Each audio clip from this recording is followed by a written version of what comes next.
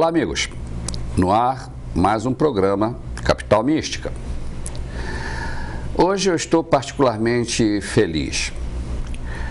Olha que já tem tempo que eu faço entrevistas com místicos, ocultistas, terapeutas. E ao longo desse período em que eu servi de entrevistador, revi muitas pessoas conhecidas, conheci muitas pessoas novas e em todos esses casos eu sempre aprendi alguma coisa. Mas eu confesso que eu estava me ressentindo de conhecer uma pessoa que fosse mística, que fosse jovem e principalmente que fizesse da mística um objeto apenas de estudo e não que fizesse da mística uma forma de ganhar dinheiro. Hoje em dia isso é difícil, mas existe. E a prova disso é que o meu convidado de honra de hoje, seu nome Danilo Pitta, ele está aqui nos estúdios da TV Capital para contar sobre a sua experiência na busca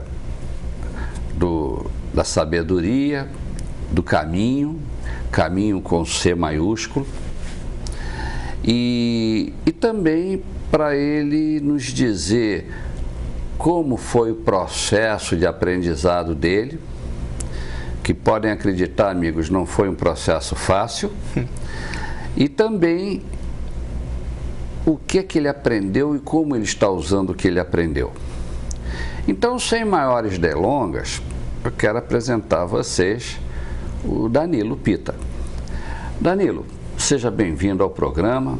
Obrigado. Muito bom ter você aqui. Já trocamos algumas ideias aqui antes do programa começar e deu para perceber que nos afinamos em alguns conceitos. Bom, vamos iniciar então a nossa entrevista. Como já é tradicional, eu sempre peço para o meu entrevistado me falar um pouco sobre a sua pessoa. Quem é você? O que é que você faz fora e dentro da mística? Como você se interessou pelo tema? Onde você foi buscar subsídios para se informar sobre a área de seu interesse? E por aí vai. Então, sem maiores delongas, conte-me tudo desde o início. Primeiro, muito obrigado, Jaime, pelo convite. É uma honra para mim estar aqui. E realmente, quando tu me fizeste o convite, eu fiquei naquela, assim, mas sobre o que eu vou falar? Eu não vivo disso. Para mim, a espiritualidade não tem um fim. Ela tem só um caminho a seguir. E eu iniciei jovem, novo ainda, por influência da minha, na época, namorada, hoje esposa, pela minha sogra, que é bastante conhecida no meio, não? Mas principalmente por um sofrimento interno muito grande. Eu nasci muito doente, estive em comas diversas vezes, passei por experiências sem explicação.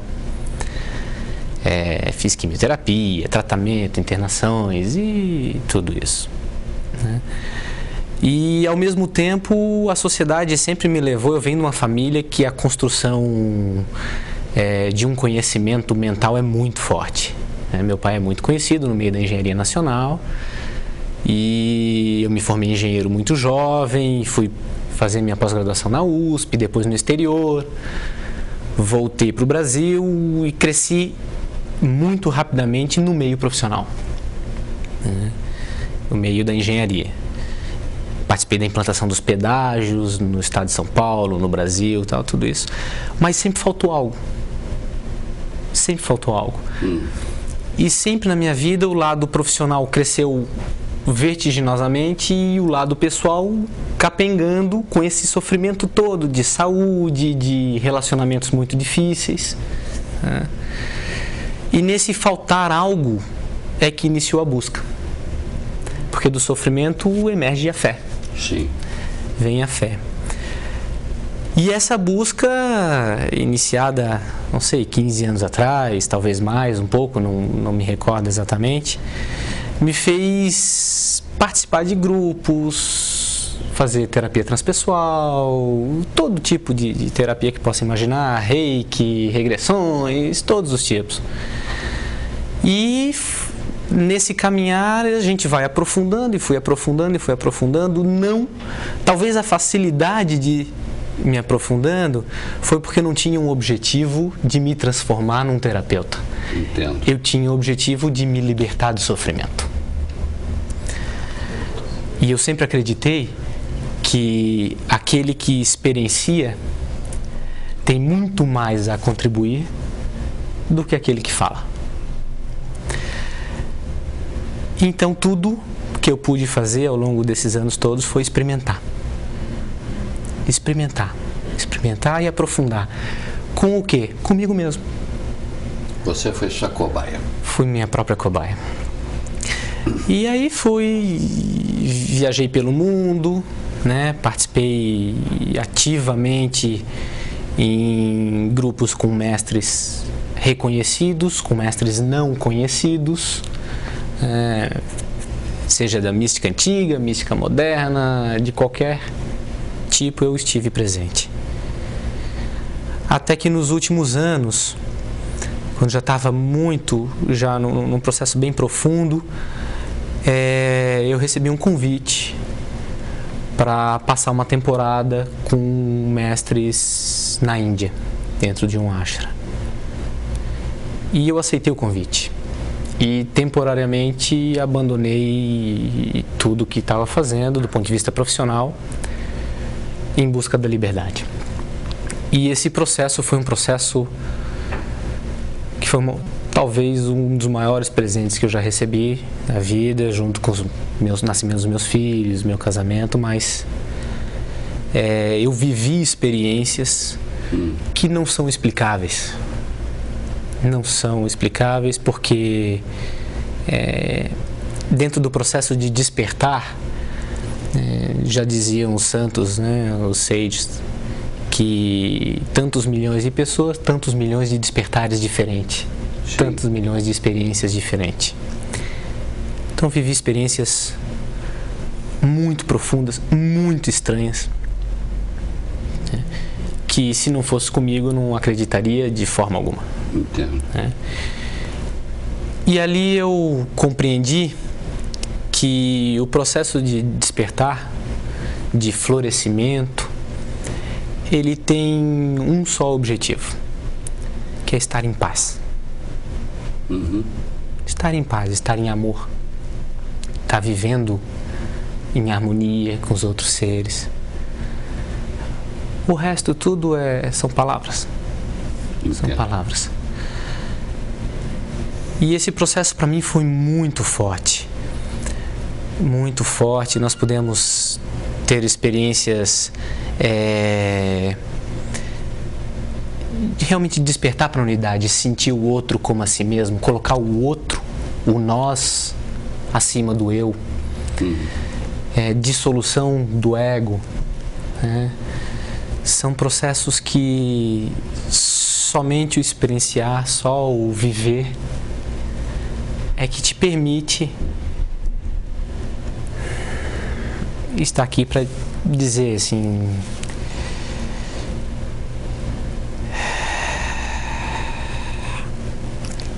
que só a nossa relação importa em cada momento. Então, o aprendizado que a gente teve, que eu tive particularmente ao longo desses anos todos, me fez compreender e viver realmente o agora, sem precisar estar me preocupando com o futuro, com o passado, sem ter medos, sem ter anseios, ansiedades, sem ter expectativas, né? Então, isso não quer dizer que eu esteja alheio ou que a gente viva alheio à sociedade. Você tem intenções, você tem foco, você coloca todo o seu esforço para atingir objetivos, mas sem sofrimento.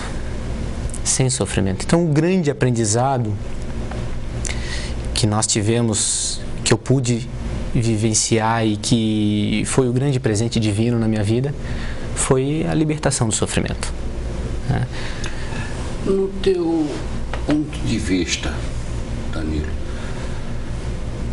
por que tanto sofrimento? Me consta que nós não nascemos para sermos infelizes. E, no entanto, eu, por exemplo, que minha função é diagnosticar pessoas, como as pessoas pensam, sentem, agem, enfim, o mapa astrológico da pessoa, que é a área que eu gosto de trabalhar, eu vejo pessoas muito fragmentadas, muito sofridas, muito infelizes. E por que esse sofrimento todo? Deus não criou a raça humana para ser infeliz. Por que há tanta infelicidade no teu ponto de vista? Eu acredito que o sofrimento, ele é uma belíssima ponte até Deus. Uma belíssima ponte. O sofrimento é uma das formas mais diretas que o divino encontrou de nos fazer crescer. Quando você encara o sofrimento de verdade, de frente, né, e reconhece esse sofrimento e sente ele até o fim, até que ele se esgote, sem medo, sem fuga, sem precisar filosofar, sem precisar justificar, pelo simples ato de sentir, essa é a maior bênção de estar presente no aqui e agora. E esse sofrimento, invariavelmente, ele se transforma numa experiência de vazio, numa experiência de Deus. Se você consegue viver essa experiência, como eu vivi, do sofrimento, até que ele se esgote efetivamente, sem nenhum receio, sem nenhum medo, você pode ter uma experiência fabulosa. Falo por experiência própria. Veja, Danilo, fala-se muito que na vida ou a gente aprende pelo amor ou aprende pela dor. Exato. Há 1 ou 2 programas atrás eu conversei com uma terapeuta reencarnacionista e ela estava dizendo, a gente pode aprender ou pelo amor ou pela dor. E eu perguntei a mesma coisa, por que a gente tem tanta dor, né? Aí ela disse que a dor é muito melhor professora de vida do que o amor. Então eu digo, puxa, caramba, que raio de raça humana é essa que ela prefere viver ou aprender pela dor do que pelo amor. O amor é prazeroso, prazenteiro, alegre, feliz, harmônico, despreocupado. E você vai escolher trincar os dentes, fazer uma série de contracturas nos teus ombros, nos teus braços, você todo tenso. E você prefere aprender pela dor, o ser humano tá doido, né? É verdade. Ok. Amigos, olha, hoje estamos com uma profunda filosofia aqui, hein? Nós estamos indo para os nossos comerciais. Já voltamos. Muito bem, amigos. Voltamos. E estamos entrevistando o convidado de honra, Danilo Pitta. Eu classificaria como um místico moderno, mas eu confesso a vocês que é genérico demais. Então a minha esperança é que durante o programa ele consiga estabelecer os limites para nós entendermos bem em que área específica da mística ele está transitando neste momento. Bom, Danilo, a tua busca pela iluminação, pela harmonia, em termos efetivos, começou quando e onde? Ela começou através das experiências de pós-morte, experiências de extremo sofrimento por questões de saúde, né? E eu fui forçado no início a buscar algo que me tirasse de todo aquele sofrimento, porque como todo ser humano que sofre, e a maioria sofre porque não conseguiu enxergar antes de Sim. sofrer um caminho de paz,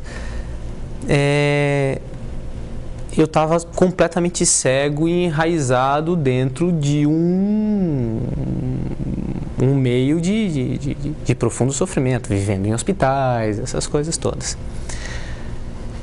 Então, esse meu caminho, ele começou naturalmente pelo Reiki, né? E foi aprofundando, nível 1, nível 2, mestrado, aquela coisa toda. Eu entrei num grupo chamado Mística Andina, onde cresci bastante. Depois saí desse grupo, quando achei que tinha chegado a hora de caminhar sozinho. E quando chegou esse momento, eu recebi esse convite, que foi muito belo na minha vida, e fui para a Índia. Fui viver a primeira temporada num ashram, num processo que é chamado processo da unidade. É um processo onde uma série de mestres e guias nos conduzem a alcançar essa libertação, essa tão almejada libertação, através do resgate. E é um processo muito profundo, muito longo, né? É um processo experiencial, acima de tudo. Você experimenta na sua própria vida o seu crescimento, né? Foi no sul da Índia, em 2006, que isso ocorreu, isso teve início. E de lá para cá, isso vem se aprofundando realmente muito rapidamente. Eu voltei em 2008 para lá, para fazer um aprofundar ainda maior, né? Passei mais uma temporada lá, né? E hoje nós estamos...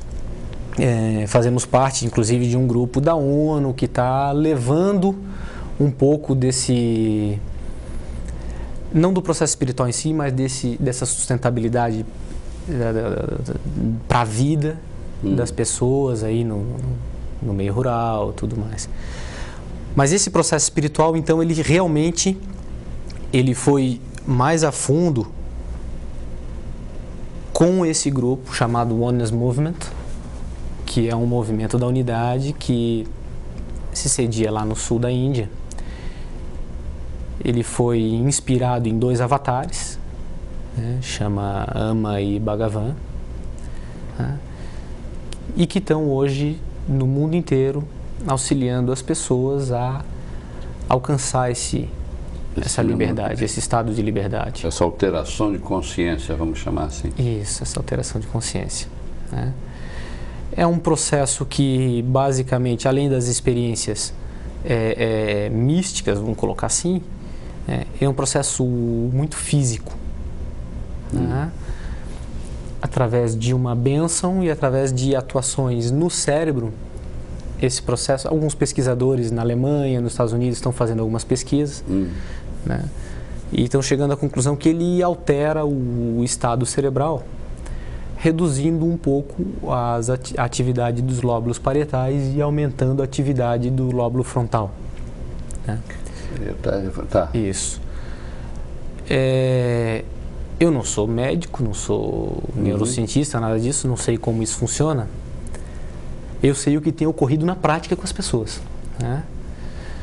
E o que tem ocorrido, e que segundo esses cientistas que eu inclusive conversei com alguns deles, é que esse desenvolvimento dessa atividade nos lóbulos frontais, ele leva a pessoa naturalmente a alcançar esse estado de liberdade de forma permanente, por conta da maximização dessas atividades frontais, que são as atividades relacionadas à paz, à harmonia, ao amor, onde crescem esses sentimentos. Aí Bom, tá, continua, vai. Então,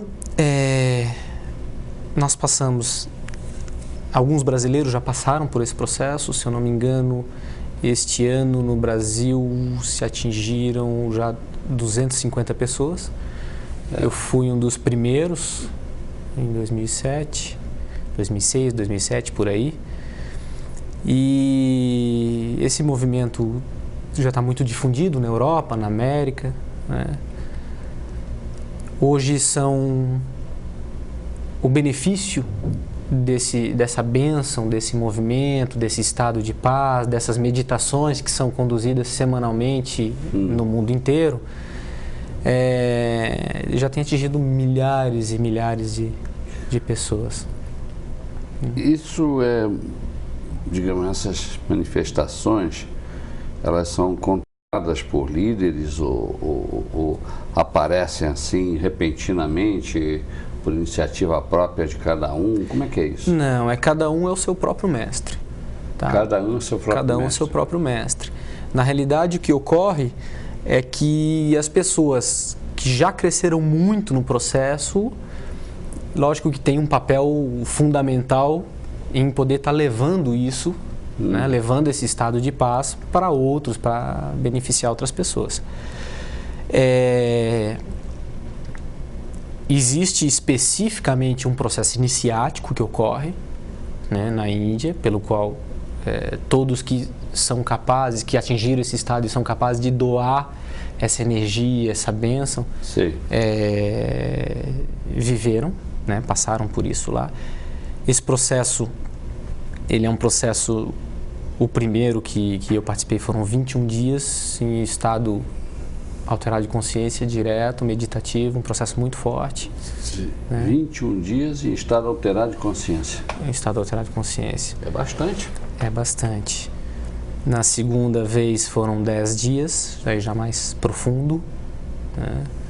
E daí tudo se desenrola, né? Na tua vida, você passa a ser um mestre de si mesmo e começa a crescer e se aprofundar aí, a partir daí. E esse processo, vamos dizer assim, você o considera um processo religioso, místico, científico? Como é que você considera esse processo? Eu considero ele um processo místico. Místico? Místico. Ele de religião ele não tem nada. Tá? Ele é muito terapêutico também. Tá? Esse processo é muito focado na libertação dos seus padrões, dos padrões negativos, padrões de sofrimento, né? E muito místico. Sim. Através das experiências que você vive, experiências de estado alterado de consciência. Eu não diria religioso, porque realmente não tem religião, não tem um mestre a seguir, não tem organização, né? Não existe uma organização formal.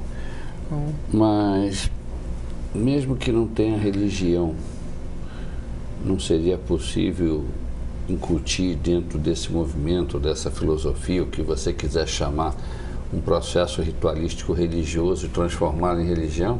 É possível?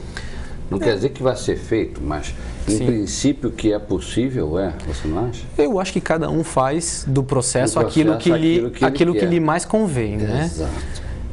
Ou seja, o crucifixo é meu, eu prego o que eu quero, o que eu quiser nele. Exatamente. Para ter ideia, eu passei pelo processo ao mesmo tempo em que tinha um xamã, tinha um padre, tinha um evangélico, tinha de vários lugares do mundo, tinha um rapaz da Opus Dei. Né? Então, ele é bastante eclético, ele é realmente um processo místico, espiritual, pessoal, de crescimento pessoal. E como se chamaria esse processo? O processo da unidade. Processo da unidade. Processo da unidade. Parece simples. Para quem se entrega de verdade. E aí vem uma perguntinha, Danilo. Sim, faça. A coisa é mais facilitada pelo tempo que você investe nesse processo ou pelo entusiasmo em que você investe nesse processo? O que tu acha? É exatamente a mesma relação do sofrimento com o encontro com Deus. Quanto mais você se entrega, maior o seu aprofundar, maior a sua caminhada, maior o seu aprendizado e maior a sua libertação. Então, você acha que todo processo que apareça, na realidade, vamos dizer,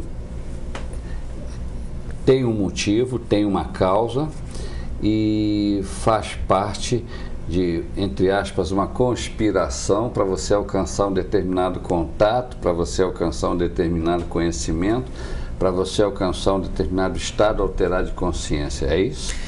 Eu acredito que dentro do estado de unidade não existe nada que esteja fora do alcance de Deus. Olha... Não existe bom, não existe mal. Essa é forte, mas tudo bem. Tudo. Aceito. Tudo faz parte, você pode chamar de sincronicidades, coincidências, sinais, chame do que quiser. Mas tudo faz parte de um processo de aprofundar. Muito bem. Amigos, olha, filosofia para todo lado, vocês estão notando, né? Se vocês estão gostando, esperem só um pouquinho, porque nós estamos indo para os comerciais e já voltamos com mais filosofia. Hoje, com certeza, nós vamos procurar entortar os arames de vocês. Agora, se nós não conseguirmos, bom, nem tudo vai estar perdido, porque com certeza os meus arames vão sair bem entortados dessa discussão toda. Já voltamos. Muito bem, amigos. Estamos entrevistando um estudioso da mística, Danilo Pitta, e ele está tentando abrir a nossa compreensão para explicar o sentido do descobrimento místico, do contato com a unidade.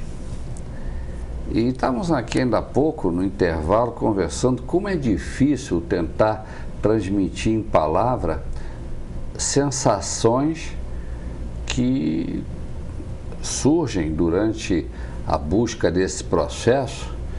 E sei lá, a gente sabe o que se sente, mas explicar isso para outra pessoa, complicado. Exemplo, experimentem vocês, telespectadores, explicar para os seus vizinhos, os seus amigos que estão assistindo junto com vocês o nosso programa, qual é o gosto do camarão. Explique aí em palavras. Não dá, né? Ou pode ser que dê, mas é difícil, né?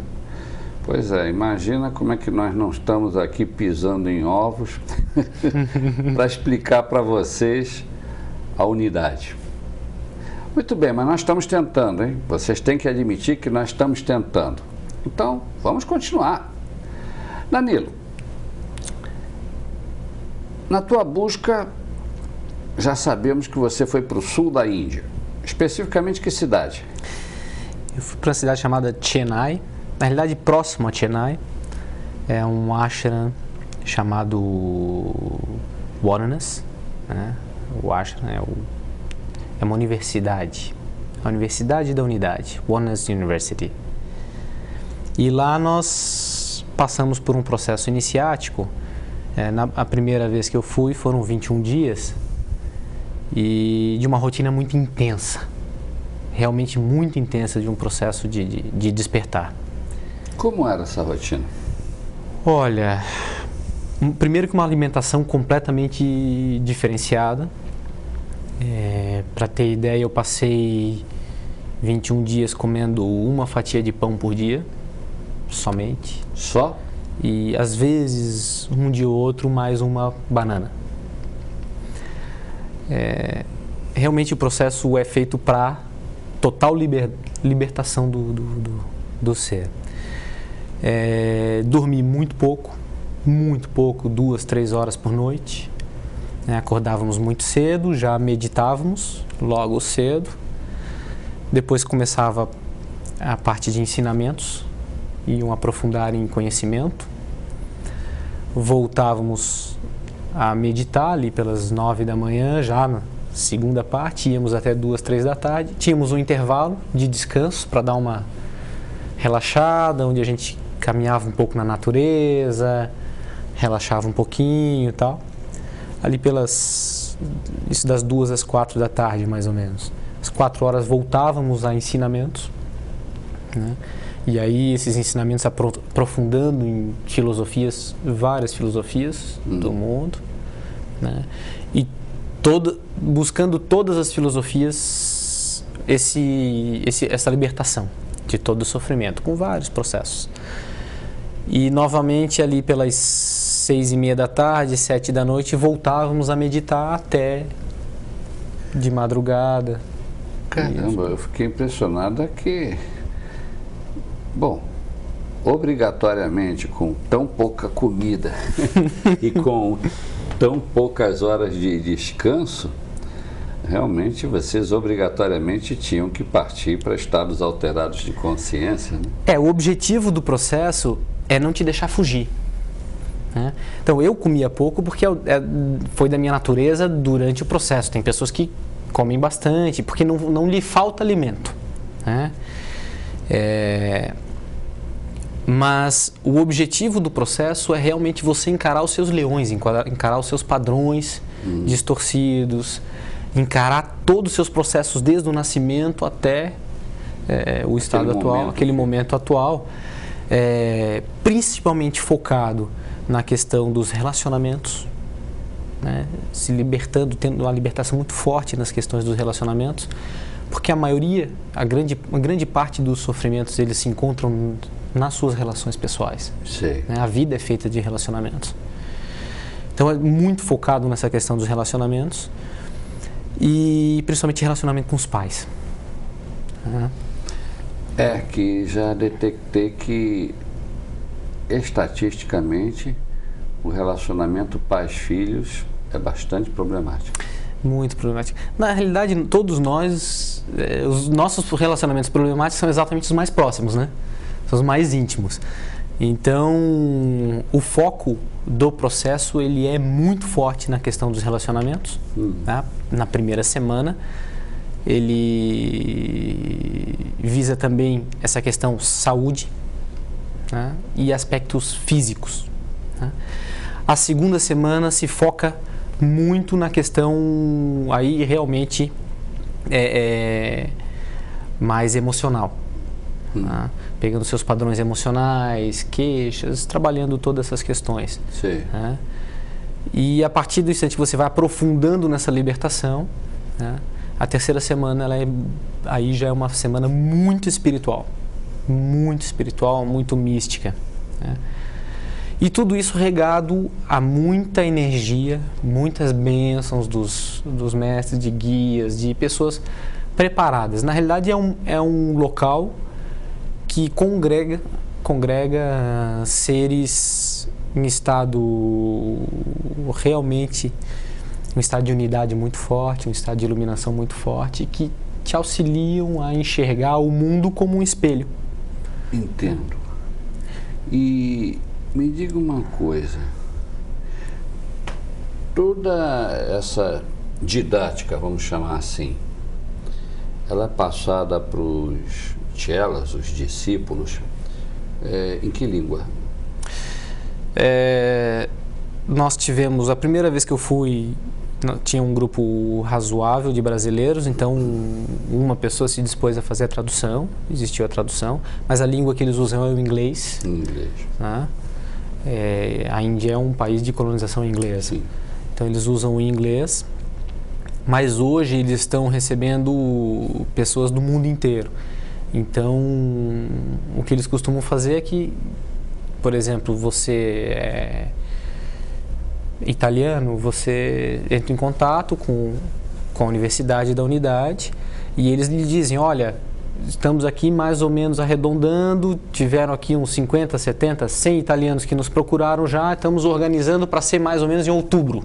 Então, vem os italianos em outubro e usam algum processo de tradução, que aí eles se programam para receber. E o período de ensinamento, vamos chamar assim, são 21 dias. Hoje eles estão fazendo o processo um pouco mais curto e mais vezes, né? Que estão fazendo com 10 dias. 21 dias foi muito intenso. Muito intenso. E a que horas vocês acordavam mesmo? Olha, eles iniciavam os ensinamentos às 7 da manhã. Mas a gente acabava não conseguindo dormir, porque você está em um estado tão alterado que o sono não faz parte do seu métier, né? E vocês, durante o dia, não ficam morosos, não ficam cansados, não? Não. É direto? Direto. E será que eles não põem nada na comida para deixar você acesa? Eu não sei que comida, que eu só comia banana e o pão. Mas tinha gente lá que, se quisesse comer, comia. Comeria a comida indiana, é verdade. Que dizem que é meio apimentado? Vamos dizer assim, eles para ocidentais eles tiram a pimenta e eu não consigo comer ainda. Nossa Senhora! Então imagina, na realidade a comida indiana, por conta de todos os problemas do país, eles têm um processo muito difícil com relação à higiene. Eles ainda estão aprendendo um pouco nesse lado. E então, para não ter problema de saúde, eles acabam armazenando com condimentos a comida para evitar a proliferação de bactérias. Essa foi a informação que eu tive do pessoal. É um outro mundo. Eu te confesso que eu tenho uma curiosidade incrível de conhecer a Índia. Quantos mistérios e tudo. Tudo que eu conheço ou vem de filmes, ou vem de livros, a maior parte do meu conhecimento é por livros, ou vem de ouvir falar, pessoas que já estiveram lá e tudo. E confesso que eu me sinto atraído, né? Eu gosto dessas coisas. Mas eu olho e digo, nossa Senhora. Agora, com essa novela aí, que Caminho das Índias, a Índia está na moda, né? Mas a gente vê a Índia estilizada, a gente vê a Índia limpinha, a gente vê a Índia bonita, no sentido que as artistas estão super produzidas, esse negócio todo. Embora existam mulheres da Índia muito bonitas, né? Mas o que eu já ouvi dizer é que lá é muita pobreza, né? Chega às vezes até a impactar, né? Os hábitos de higiene deles são completamente diferentes dos nossos hábitos de higiene, né? Você vê um brasileiro de boa cepa, acostumado no verão a tomar 2, 3 banhos por dia, chega na Europa e vê que tem gente lá na Europa que, por causa do clima, toma banho uma vez por semana e ele se impacta, né? Experimenta viajar no metrô de Paris na hora do rush, né? Nossa Senhora! Aí você tampa o nariz, né? E imagina como não deve ser a Índia. A Índia é muito complicada. Antes de ir para a Índia, eu fui para o Peru. E passei por um processo iniciático também no Peru antes. Sei. Né? E já tinha me assustado com o Peru do ponto de vista do saneamento, né? Da higiene, do saneamento e tal. Quando eu cheguei na Índia, eu ainda me assustei. Então, ou seja, mais complicado do que no Peru. Mas o que me impressionou foi... Duas coisas me impressionaram. A primeira é que o povo indiano, ele é um povo que, na cultura dele, a cultura do karma, né? Acreditar no karma e na lei da ação e reação e tudo mais. Então, eles têm essa coisa de acharem que, como eles nasceram assim, eles têm que viver assim porque foi uma escolha divina, né? Mas a segunda coisa que me impressionou muito foi que todo o processo que eu vivi no Peru foi muito parecido com o que eu vivi na Índia, apenas que as falas eram diferentes, mas o processo era muito parecido. E estou falando de processo iniciático da mística andina antiga, original. Né? Então isso me impressionou bastante, porque mudam as culturas, mas na realidade a integração com Deus é a mesma, apenas que a linguagem muda. Entendo. Olha, interessante isso. Bom, amigos, estamos indo para mais um intervalo. E vocês aguardem aí, porque no próximo bloco nós vamos falar do que é que o Danilo e o grupo dele estão fazendo com todo esse conhecimento que eles adquiriram na Índia. E o que é que eles estão fazendo em termos práticos. Vocês vão ver que é uma proposta muito bonita e muito interessante. Então vamos lá e já voltamos. Muito bem, amigos. Estamos iniciando o nosso último bloco, entrevistando o místico Danilo Pita. E um estudioso de um conceito místico que se chama a unidade. Bom, Danilo, ok, você já contou como foi o teu aprendizado, já contou o que é que tu aprendeu, já contou o que é que isso foi de importância na tua vida, antes e depois de ter conhecido a unidade. E agora eu acho que está na hora de você contar para os telespectadores o que é que você está fazendo com todo esse conhecimento que você adquiriu em sei lá quantas viagens você já fez à Índia.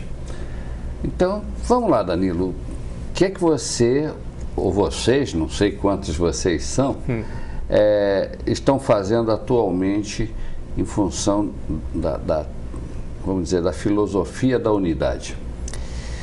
Bom, há algum tempo atrás, logo que eu retornei na Índia, e a necessidade de contribuição sempre foi tão forte, né?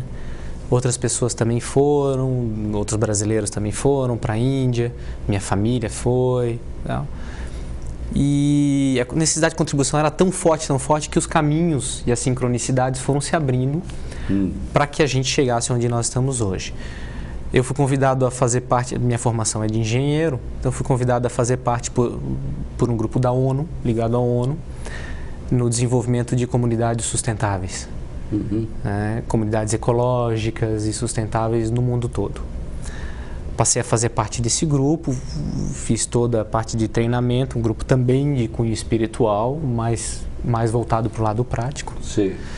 E nós resolvemos então colocar em prática todo esse nosso caminhar espiritual em grupo, junto com esse conhecimento das comunidades sustentáveis, comunidades ecológicas, que na realidade são a espiritualidade colocada na prática. Sim.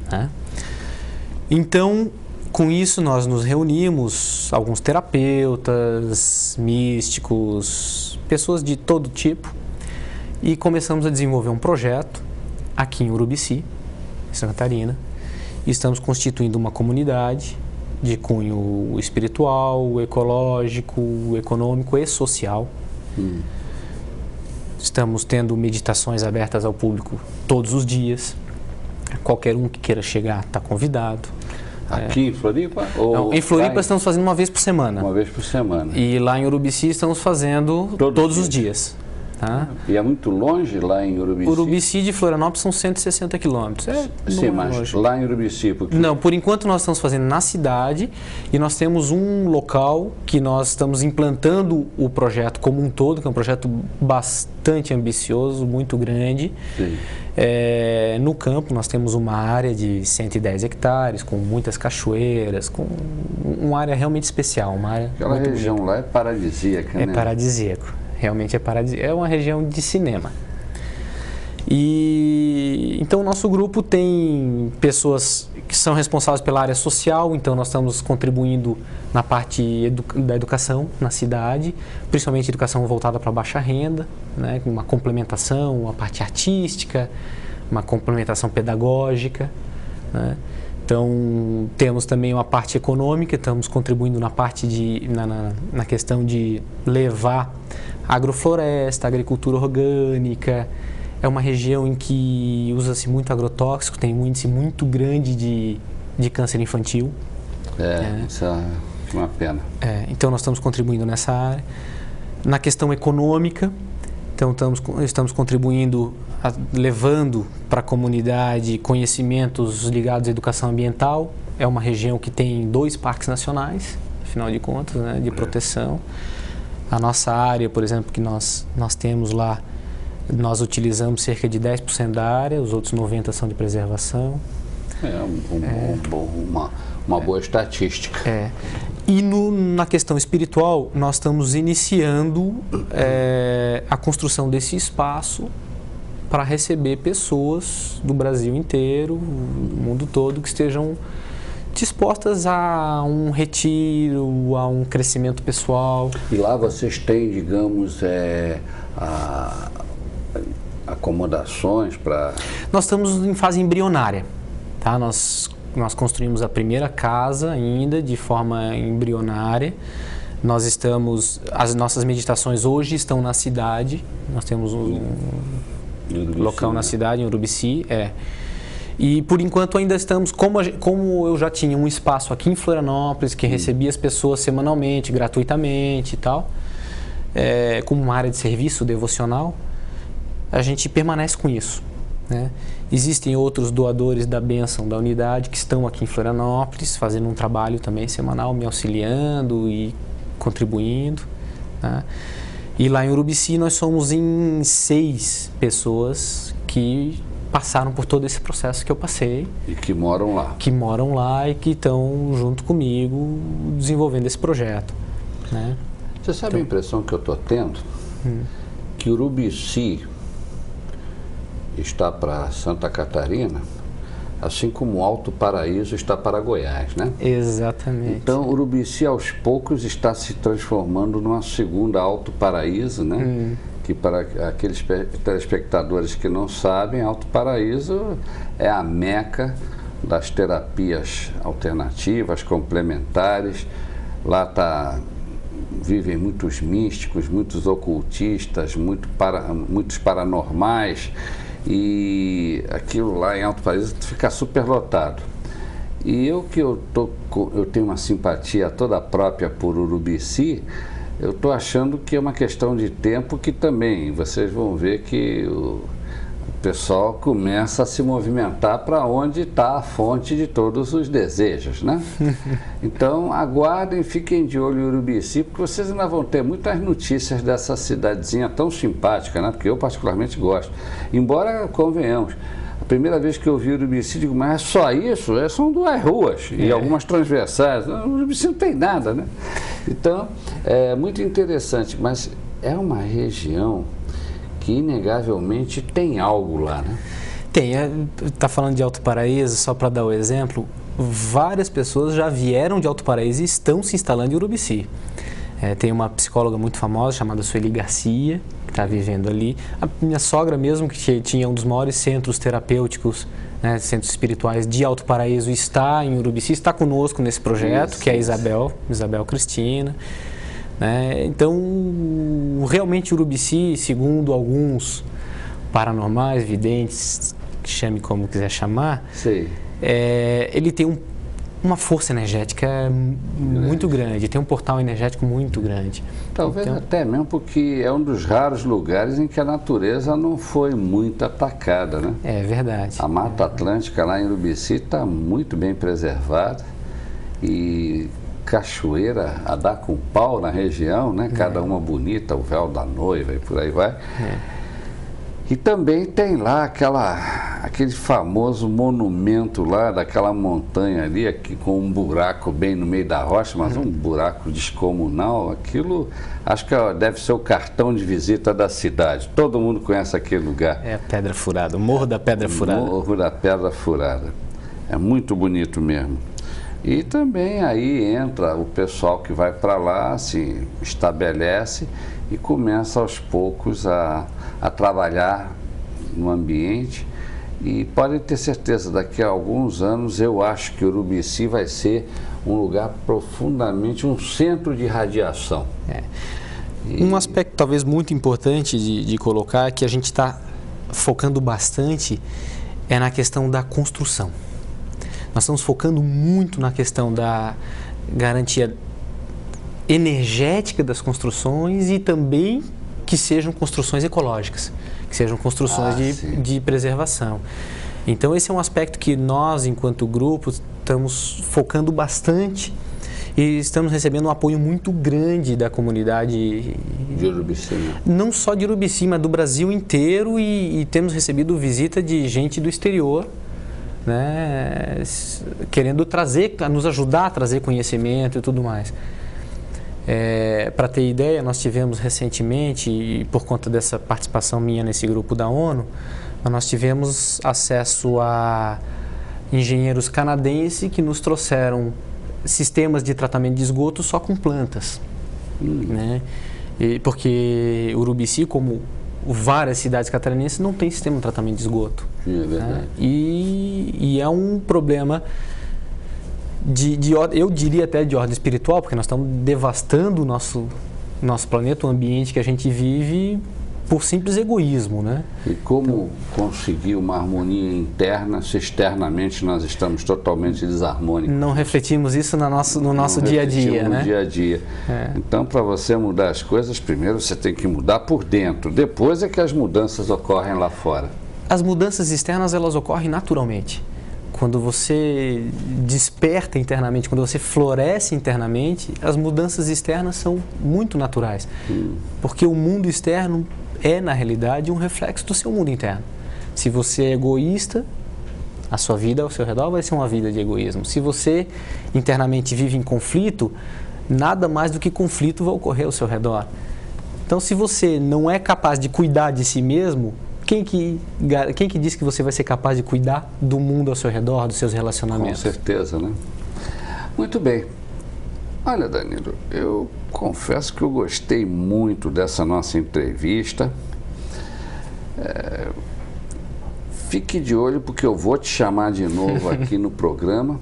E eu já faço convite através de você. Eu gostaria muito de receber a Isabel, que está lá em Urubici, é a pioneira lá, está trabalhando para mostrar lá o trabalho dela, que é muito bonito. E eu conheço a Isabel há muitos anos e eu sei que ela tem muita experiência para mostrar. Então, de momento, eu te agradeço a presença aqui. Obrigado. E aos telespectadores, você deve estar dizendo, sim, como é que a gente faz para conversar com o Danilo? Como é que a gente faz para receber as técnicas que ele aprendeu na Índia? Como é que a gente faz para ir visitar o espaço que está sendo criado lá em Urubici? Tá, tudo bem, vocês ganharam. Um pedido de vocês é uma ordem para nós. O caminho é muito simples. Liguem para nós, escrevam para nós. Essas coisas não são assim jogadas de bandeja. Vocês têm que ir atrás, porque é aí que está o valor. Então, liguem aqui para os estúdios da TV Capital. Digam que vocês assistiram o programa e que vocês querem o endereço, o telefone do Danilo. E também digam que vocês também querem entrar em contato para fazer uma visita lá em Urubici. Então, qual o telefone? Fácil. Peço aí a técnica que coloque na tela.